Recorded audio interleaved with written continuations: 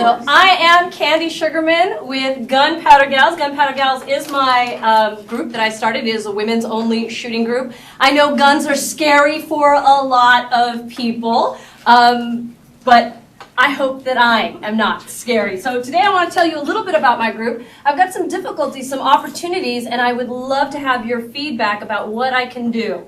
So first, a little bit about my group. The Gunpowder Gals is really centered around 4 different areas. Education. A lot of women don't have any experience whatsoever with guns. Some of them are frightened. Some of them have had a lot of negative experience. And they want to get over that, whether they want to just prove to themselves that they can overcome a fear, or if they realize that, hey, I want to be able to protect myself. We also do for protection. Right? Whether that is concealed carry, so when you're out and about, you're safe, or whether that is protection in your home. And camaraderie. Now, this is something that I did not know before I started to shoot. Shooting is fun. My husband would tell me about going shooting, and I would go, yeah, none of that looks like fun. And then I started to do it, and I went, oh my gosh! It's like a well-kept secret, and I think a lot of women who are new to shooting, when they come with us to shoot, they realize how much fun it is. Women, we do things a little bit different than men. So we always take pictures. We do a lot of celebrations when the gals achieve something, a particular milestone. And finally, competition. I am proud to say that I have had women who've come into my organization who were scared of guns, became NRA instructors, and started to become competitive shooters. There is room for every type of gal in my organization. So one of the main questions I get is, do I need to have experience with a gun to join? No. Gunpowder Gals is open to any woman as long as she's willing to learn and to be safe. You don't even need to have a gun in order to participate. All you have to say is, Candy, I don't have what I need for this particular thing, and I say, okay, don't worry about it. I'll bring what you need. So I make sure that it is a very low level of entry. I don't want any barriers for women to come in. I don't want the excuse, well, I don't have a gun, I don't have this. Of course, we still hear the I don't have a time thing. Not a lot I can do about that. So again, why learn to shoot? Again, self-protection. A lot of ladies come in for self-protection. It saddens me, but I do have women who come in that something bad has happened in their life. Whether they were physically assaulted, whether they are being stalked, whether somebody broke into their home. They've determined that, no, you know what, I'm not going to be a victim, and I'm going to be able to protect myself. Again, home protection is a big one. If you've ever had your home broken into, it is a scary feeling, and you do not feel safe. And again, as I mentioned, it's a lot of fun. So what kind of women shoot? This is just a sampling of some of the gals. As you can see, we also do archery. Yeah, it's not gunpowder, but you know what? It's my organization, and this is something that women like to do, so we go ahead and have archery events. We also had an NRA Refuse to be a Victim seminar. And I'd like to point out we have women of all ages. I, myself, don't have a restriction on the age. It is whatever range that we go to, that if they have a restriction, that is. If you want to bring your 8-year-old daughter, knock yourself on out. By the way, one of our most popular pictures. So as you can see, I do a lot. This is a little bit about what some of our members say. You can read through it, but as you can see, and I can't, even with my new super duper glasses, I can't read this from back there. So, although it was my first meetup, I perceive them to be a phenomenal group of ladies. From the welcome and tips I received, the women are supportive and helpful to all shooting levels. Okay? No trash talk here, ladies. No, wow, is that the best you can do? Just support. So, as you can see, we do a lot of different events. There are other shooting groups out there. There are also a lot of other women's shooting groups. They tend to focus only on the pistol. My group is about rifle, pistol, and shotgun. Quite frankly, I'm a big shotgun gal. And again, I want women to participate in the shooting sports in whichever way makes them comfortable. So I have women who are former military, who've always done things with rifles, and they're excited to do something with a shotgun. I get, we have some police officers. They're all about the pistol, but then all of a sudden they're like, oh, let me do the rifle, let me do the shotgun. Whatever it is to make them happy. So how do we make money? Boy, I wish I thought about that before I started the group. Just so you know, I started the group not as a business venture, but simply because I wanted to find 1 or 2 other women to go shooting with. That was my entire purpose. Right now on our meetup, we have 399 women in our meetup group. So we have Gunpowder Gal items. This is my icon, which is our gal, which is one of the things that I set up and is one of the most popular images. In fact, it keeps getting stolen. We have them for t-shirts, bumper stickers. I also sell concealed carry items via Ready and Armed, which is kind of one of those multi-level marketing things where you have all that.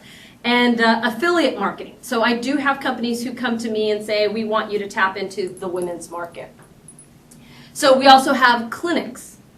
See, here's the problem that currently happens with most, and men, I love you all, but you have 8 hours in a day, and I don't know a single woman here who has 8 hours to do something just for herself. So my clinics are different. My clinics are 4 hours, and we look at a particular skill set. And again, we try to make it fun. Lots of great pictures, lots of encouragement.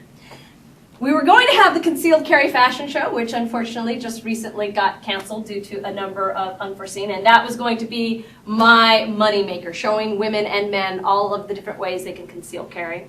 And then we had a self-protection and defense event, which was for gun and non-gun owners. Everything that they can do, from guns to Krav Maga, self-defense, to home security systems. So here's where I need your help, and here's where some of my difficulties lie. I don't own a range. For those of you who are unaware, Cumberland County is not friendly to guns. If I wanted to open an outdoor range, I have to have 900 acres, and I have to have permission from all of my neighbors. And we all know that's never going to happen.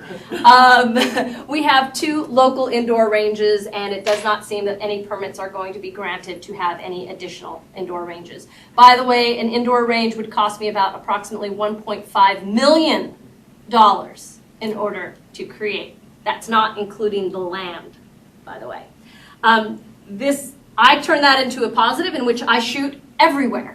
Stedman, Fuquay Varina, Spring Lake, wherever I can get my gals in, that's what I do.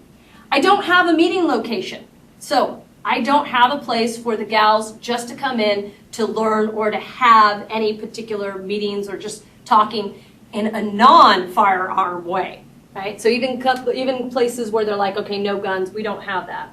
I am not an NRA certified instructor. I actually was very conscious in not to do that, because when I go to different ranges, they won't want me there if I'm their competitor, right? They all train, they all have all these classes. Why would they want me to bring my gals for my own training for there? Events are expensive. I always have a lot of people going, why don't you have an event? Well, ranges cost about $400 an hour, or $400 for me to rent. So we're talking, that's about 3 hours. I have to have an RSO, which is a range safety officer. I am uber conscious of safety, and especially when I have a lot of women who aren't comfortable. So I usually have a 3-to-1 ratio, which means I have 1 safety officer per every 3 women, so that there can't be any accidents. Because the minute there's an accident, there's something happened, oh, it's because she's a woman. So I want to be really conscious about that. Of course, I have to pay for instructors and then marketing. So a couple of things again, that I'm facing is lack of support from the gun community, which is not just locally, but within the United States of them going, yes, of course we'll help fund you. Of course what you're doing is important. Lack of community support. People hear guns, they freak out. That's just how it is. We are for-profit, so I can't do any raffles, because apparently that's gambling in the state of North Carolina.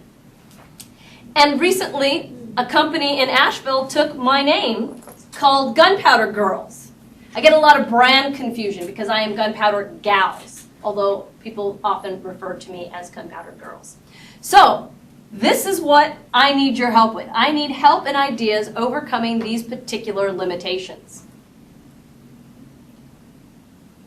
As you can see, I'm well represented in social media. given that that's my other business. And again, this is my gal. I would love to hear your ideas or answer any questions that you might have. Yes? Is the domain for Gunpowder Girls already bought? Yeah.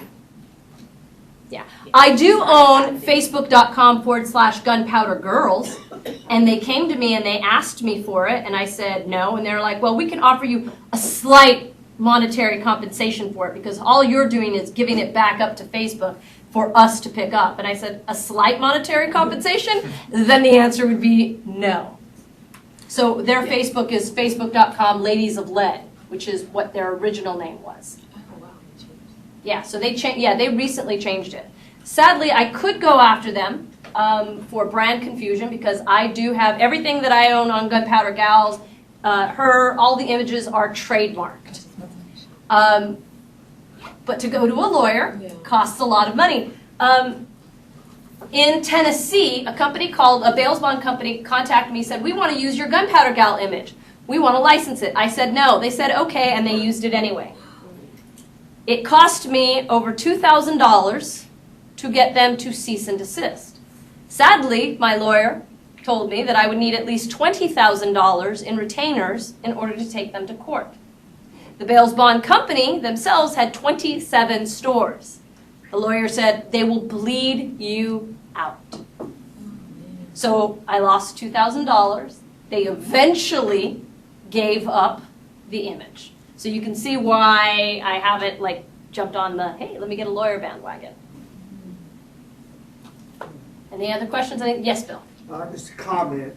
First of all, for a small business, there is there's a couple of companies that offer legal services like Legal Shield and that. Mm-hmm. And for the money, I really do think it's a great investment for a small business. Absolutely. They help incorporate, they send letters, but for the money, mm-hmm. okay, but you were right by not pursuing that because the only people that make out in that sort of scenario are the lawyers. Yes. The other thing is, do you think that the reluctance of being embraced by the other businesses in this community is because they view you as a competitor? So the ranges have been welcoming to me at this point simply because I bring them business. There is one range that I won't say the name of who, when we first started out, I would bring like 8 or 9 women to their range. And they were always looking for the women market. Women, we buy stuff, right? And guess what? If we happen to have men, we go, no, I like the store. And they were openly hostile to me at one point. They went, here's your business cards, take them, we don't want them. I said, well, why not? I'm like, I don't train, I'm not competing with you guys. All I'm doing is literally bringing you more customers. And they said, we just don't want it here. So I think for the small pie kind of business owners, yes, they don't want it there. They see me as a competition. And there's this idea that you have to be affiliated with one range over another. So if I am over at the range complex and I am one of their instructors, well then certainly another range doesn't want me to come in and say, okay, well I have a class and I've got 5 women here who need to qualify, who need to shoot. Well, why does it have to be an exclusive arrangement? It doesn't have to be. That's their small pie kind of mind thinking. For me, everybody works out. When I bring the Gunpowder Gals into whatever organization, whether it's a gun store or whether it's a range, everybody works out because those are women who are now interested in shooting, whether they go with their husbands, they bring their kids along, they spend their money at that particular counter. That's, to me, everyone wins, and yet I keep bumping up to this and forgive me, but male idea, because they're all run by men, where it's in either or. Either I'm with them or I'm against them, which I don't particularly understand because, again, I had very consciously decided not to be an instructor so there would never be that perception. I hire instructors in order to train. I don't ever try to come across as like I know everything. I say, let me get you the people who are the best and bring them to you so that everybody works out, so that they have a vested interest in growing the Gunpowder Gals, right? Here's my card. You have women who come to you for training. Have them come to me so that we can all shoot together, so we can grow the community. Yes, Linda. What about the gun shows that are held every other month? Are you a vendor at those? Do you have a presence there? So the gun shows, I don't know how many here have ever gone to the gun shows. They're kind of like the garage sales, right? And I would say you're looking at about 97% men and about 3% women. And a lot of those women, where I'm like, hi ma'am, do you shoot? Oh, no. And they walk on by. So really the gun show, so again, we go back to how do I make money? The gun show costs me money in order to be a part of, and I don't have a specific return on investment in terms of being able, here's my business card, here's my business card. There's a lot of outflow. Quite frankly, for $65, I can run a Facebook ad and have them like the page, and now I have a way to communicate with them, as opposed to just giving them my business card and then they go away.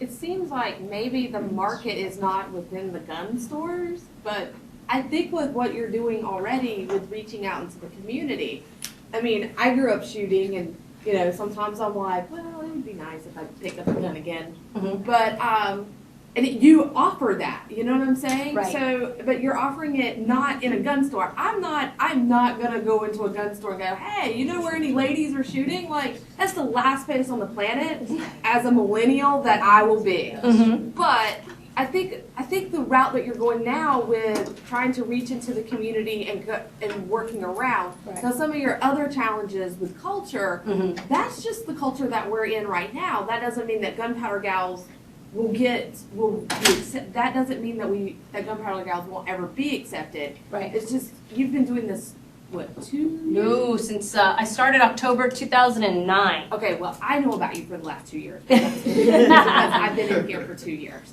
I've been coming for 2 years, but I think that the route that you've been going is great. I think what you're looking for is additional ways to get revenue. Yes. And that's what you're trying to Yes. kind of overcome. Revenue is the hardest part. Revenue is the thing that keeps it running. Again, I try to make it as easy as possible for women to get involved. Is So there a membership? there is no membership. If you come to one of my events, it's a $5 fee, and that actually even covers your targets. Because again, a lot of times we as women, we self-impose these limitations, right? Oh, I don't have a gun. Oh, I don't know. Oh, it's too expensive. So I eliminate all of those so I can make sure to think help. a membership structure, not so much for like people entering, but for some of your veteran women. Mm-hmm. You know, I mean, it's great that you have a pay-as-you-go structure. I like that. But if you have some dedicated women who really like what you're doing, Mm-hmm. I think a membership structure is not a bad idea because then you have dependable income, Right. you know? Mm-hmm. And it doesn't have to be super expensive. I mean, you're charging $5 every time somebody walks onto. Comes to one of our events. Yeah. If you Yeah. throw in though a t-shirt or you throw in some kind of gear like that, you can Right. take that membership cost up a little Yeah. bit at Mhm. less cost to you. Okay, that's a good So- idea. And I don't, you know, that's not necessarily for everybody. Not everybody has to be a member. Right, So, right. I have to come up with what are the benefits Yeah. of being a member in order for them to do it. Bill? What's the reluctance of the retail businesses, the gun shops and the purveyors of ammunition like the pawn shops? What are their reluctance to support the gunpowder gals? You know, and here's the funny thing. So one of our biggest supporters is Guns Plus over in Spring Lake. They are absolutely fabulous.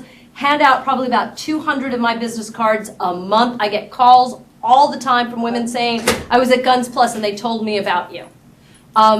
They have no desire whatsoever to have any financial, nothing, any sponsorships, anything that I have done in the past, zero.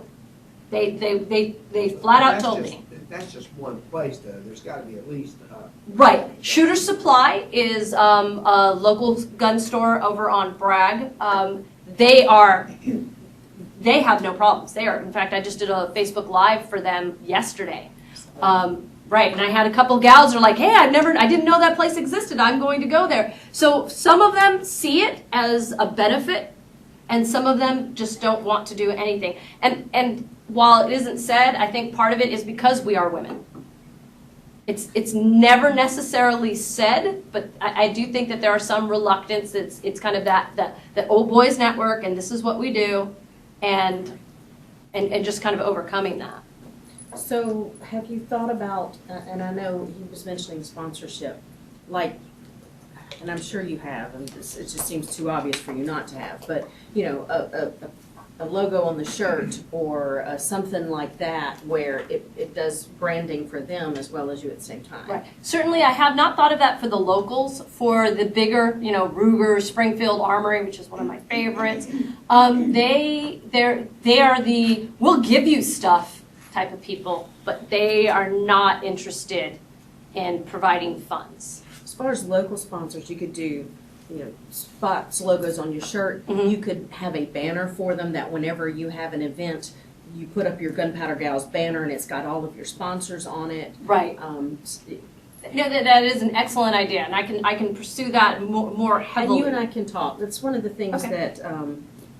that I've been taught as I've been developing my business is Mhm. there's always got to be something in it for them more than just what we see is in Right. it for them.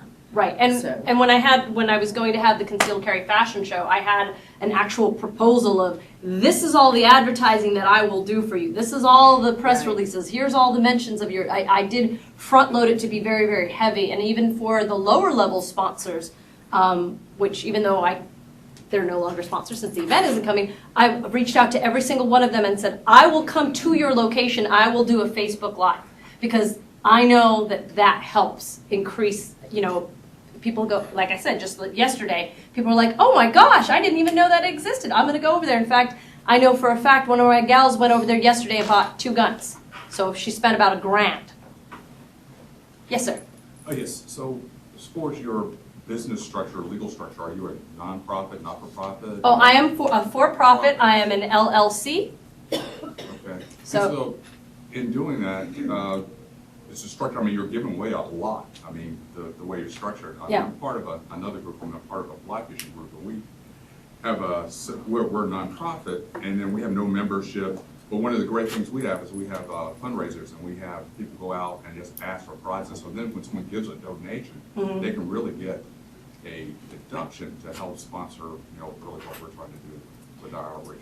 with the Yes. Black issue group. But- When I first started, it was brought up to me that I should consider being a nonprofit. And I thought, okay, and I looked into it and I read some of it and I read the upsides and the downside. One of the downside was, of course, that you have a board that can vote you out. And I went, there is just no way that I'm going to put my heart and soul and everything that I have into this to one day be told, okay, thank you, here's your gold watch, go away, Candy, we don't want you anymore.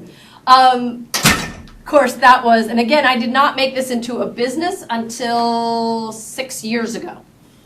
So it had been around for a while. And now I am looking at the possibilities of, if I became a nonprofit, what umbrella? Because you have to be a particular type of nonprofit. Yes, Bill?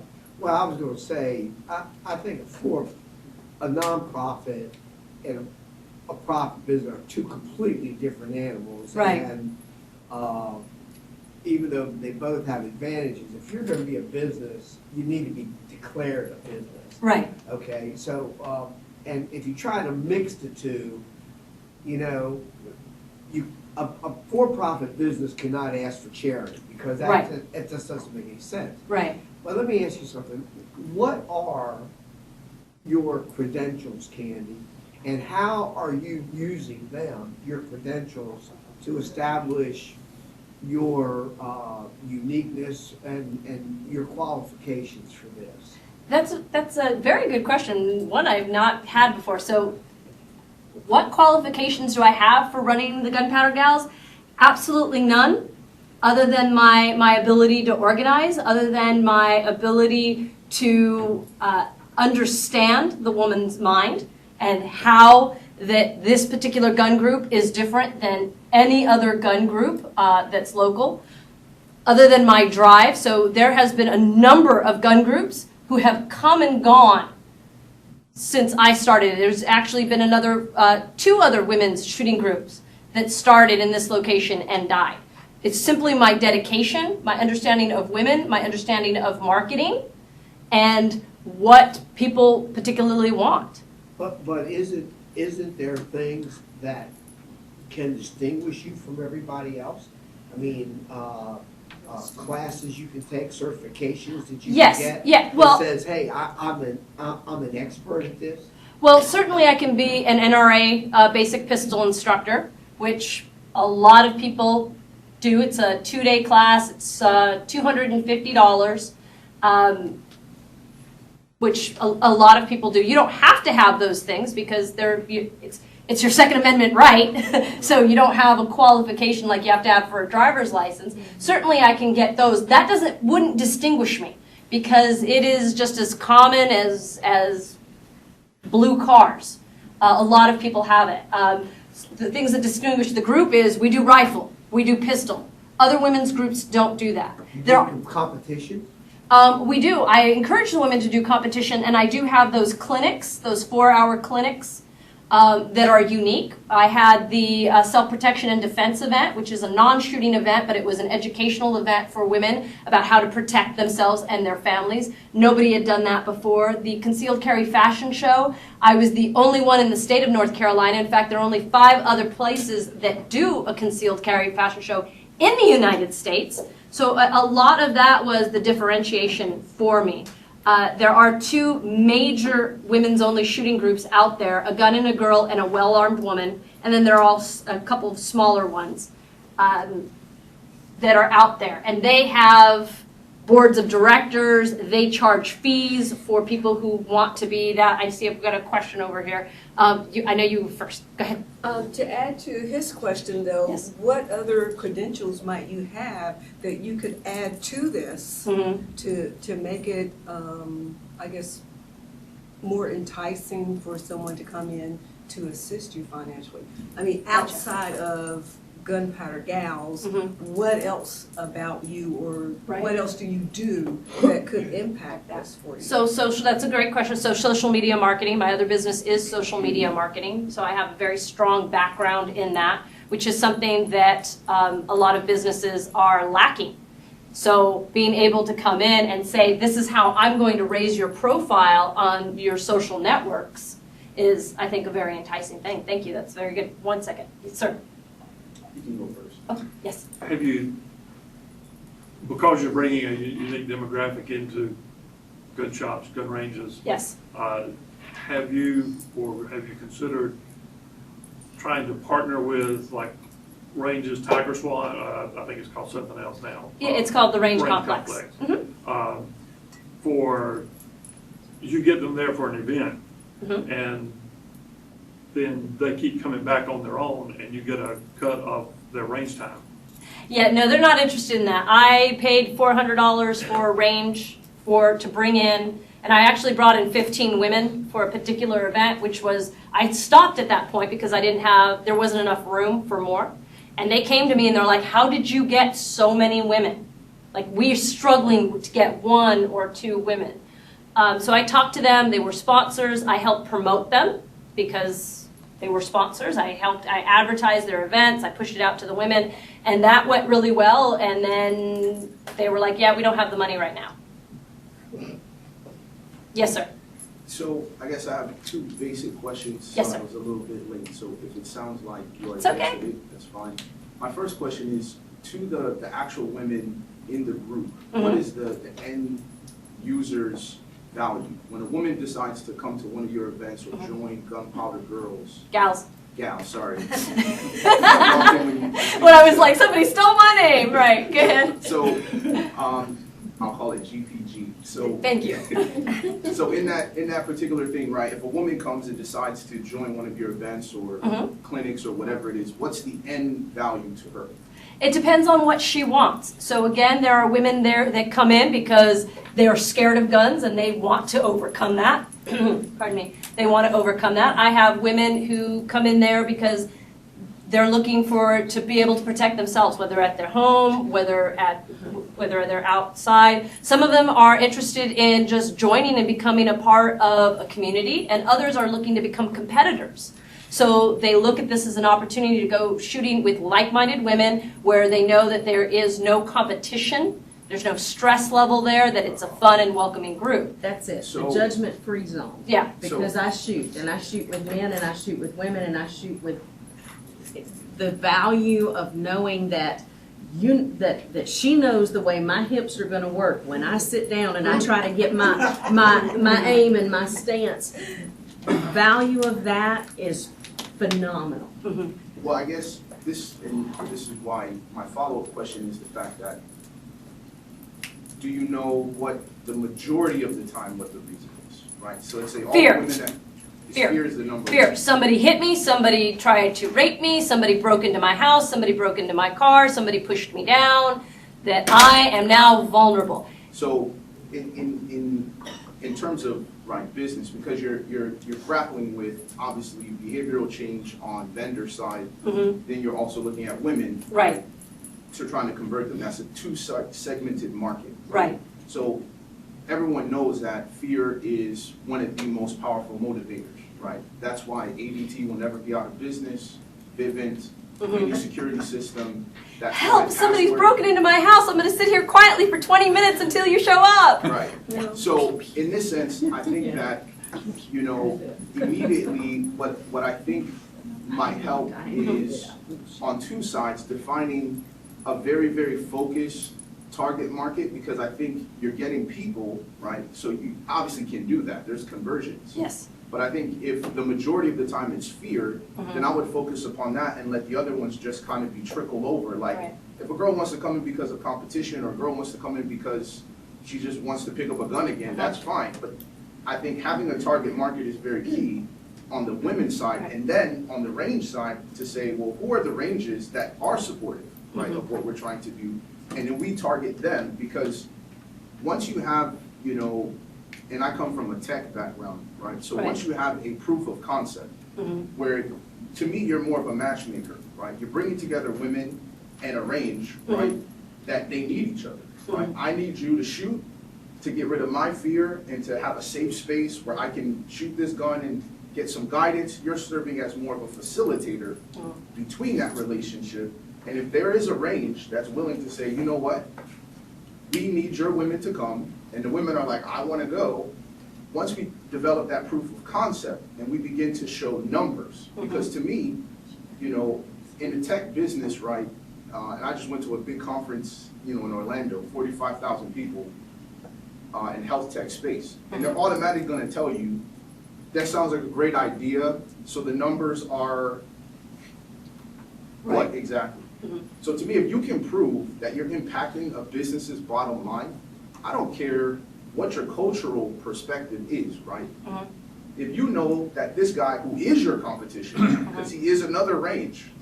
Actually, it doesn't work that way with the ranges, because one, the ranges are so spread out. There's, as I mentioned, there's 2 indoor ranges. Then you have a range which is owned by MWR, which could care less because it's government run and they don't care whether they make money or not, right? Which is just trap, shooting, ski, and 5-stand. Then you have to go 45 minutes over to Drake's Landing, which is sporting clays, again, another shotgun. Then you have Stedman, right, the range complex, which I've already proven to them that I can bring in women.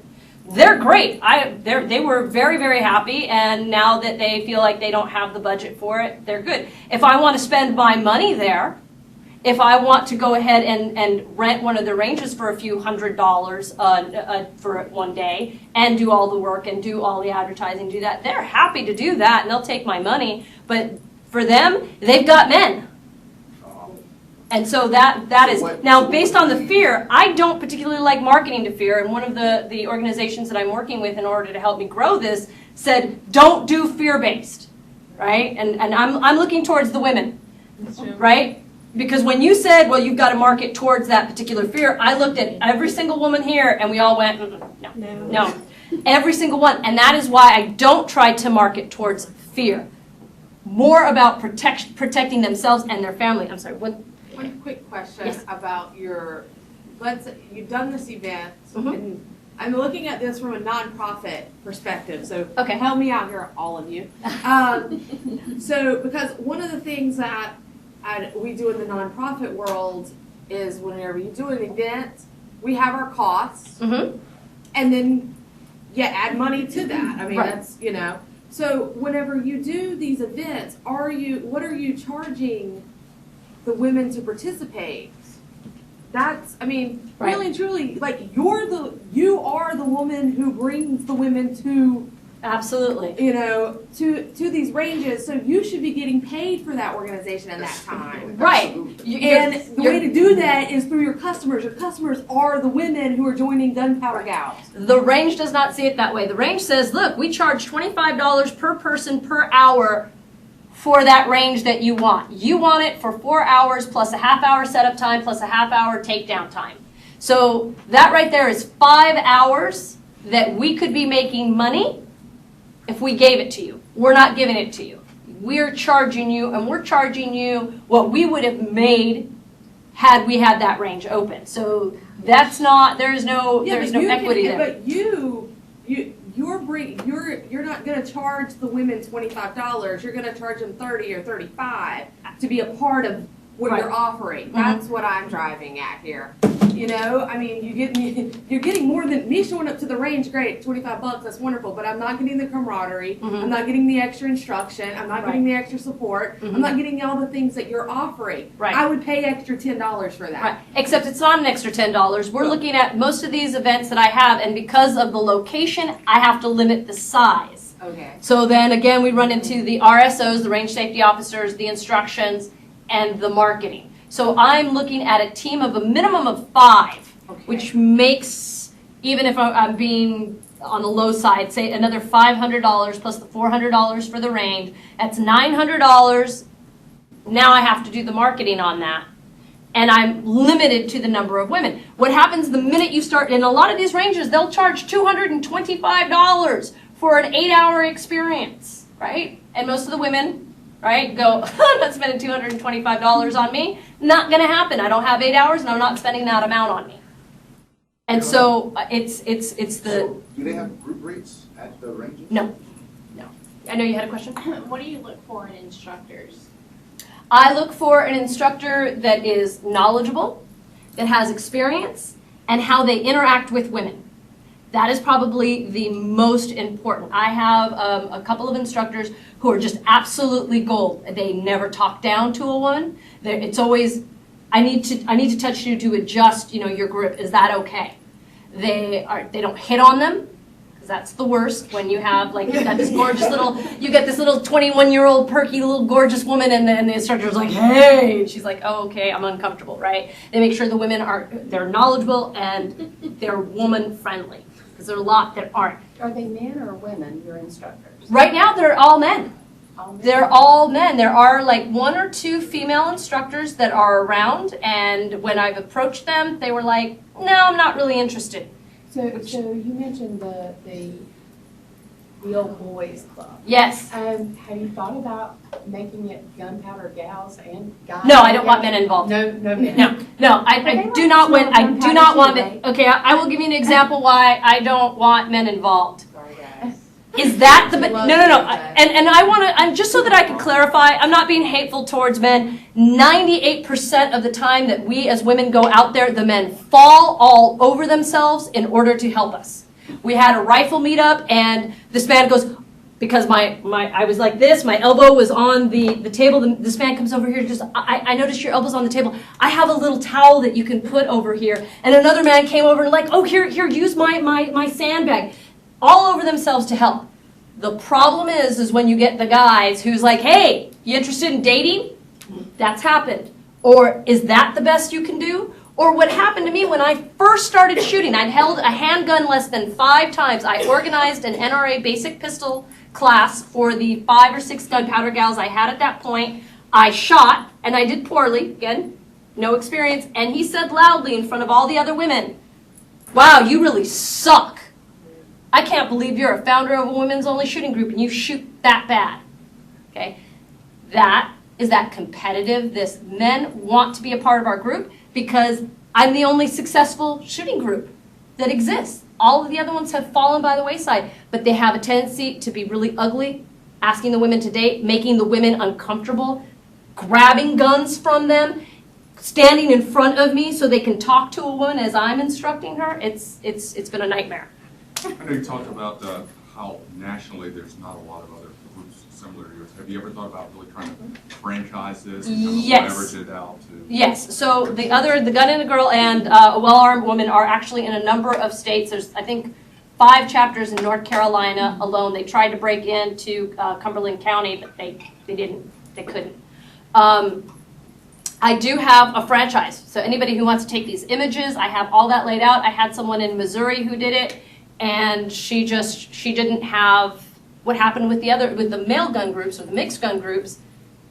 There was no push behind it. This takes a lot of time, a lot of dedication, a lot of willingness, and a lot of hours, and she did not want to put that in.